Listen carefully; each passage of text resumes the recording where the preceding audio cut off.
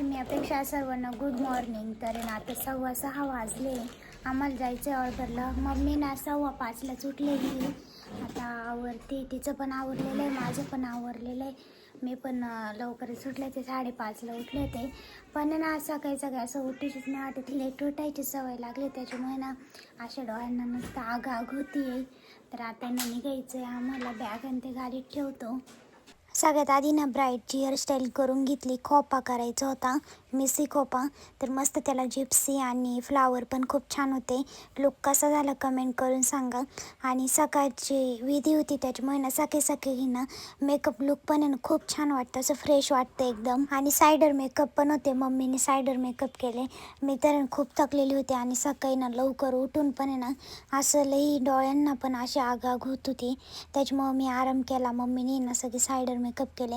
आणि ब्राईडची विधी चालू होती, ती पण आहे ना येणार होती दुसऱ्या लुकसाठी. ब्रायडल असल्याने शक्यतो आम्ही सायडर मेकअप जास्त घेते नाही, कारण ब्रायडलचाच मेकअप करावा लागतो. त्याच्यामुळे वेळ असला तर आम्ही सायडर करतो. ब्राईड आहे ना दुसऱ्या लुकसाठी पण आली होती, तिचा मस्त दुसरा लुक पण केला. रेड साडीमुळे लुक पण खूप छान वाटत होता. ना 2 वाजले आणि आम्ही आत्ताशी चाललोय घरी. बाहेर इतकं ऊन पडलंय ना, इतकं गरम होतंय. आणि आमची गाडी पण उन्हातच होती, सावलीच नव्हती. तर आता आहे ना घरी जाऊन इतके काम आहे आम्हाला. तर पहिले घरी गेल्या कामाला लागावं लागणार आहे. आज सुट्टी, आज क्लासला पण नाही गेली, मग मी ऑर्डर होती त्याच्यामुळे. घरी आल्याला दादाने टरबूज घेतला का पहिले एवढे उन्हात. मला म्हणतो तुला कापेल काय होतं, तुला चांगलं कापताय, तुला ताकद आहे आमच्यापेक्षा. मोबाईल रेंज पाहतो आधी, टरबूजाच्या रेंज ना टाकणार होतं का? त्याला स्नॅप गिफ्ट टाकायचं. हा, रेड स्नॅप. लाल नाही, जाऊ दे, गोड पाय. ढवळा ते दुसरं ते फ्रीज मध्ये ठेवून दादा. गोड आहे. गोड मधलं काढून. नाही गुणाला आहे ना.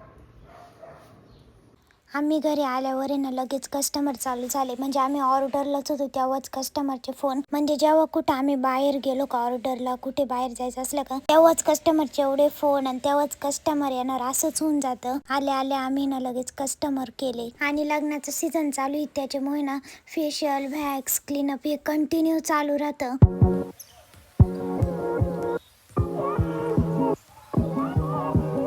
मम्मी करते आता चपात्या आणि काळूला चपाती खायची, त्याच्यामुळे असं गाणं चाललंय त्याचं.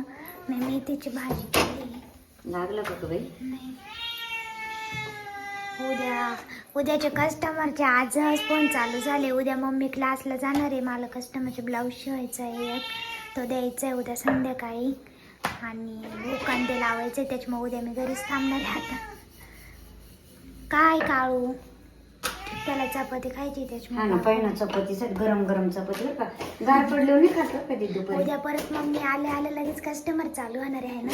उद्या संध्याकाळी फेशियलचे सांगितले 4 नंतर. हां, कारण सकाळी पण नाही होणार एवढं आहे ना नाही. आपले काम म्हणते त्याच्यामुळे. हा, स्वयंपाक नाही केलं असतं आपण, पण मग मला जायचंय ना हा. त्याच्यामुळे, नाही तर केले असते आपण. आणि एक फेशियल किट पण अवेलेबल नाही, ते माल येणार आहे आमचा, मग उद्या सकाळी येईल.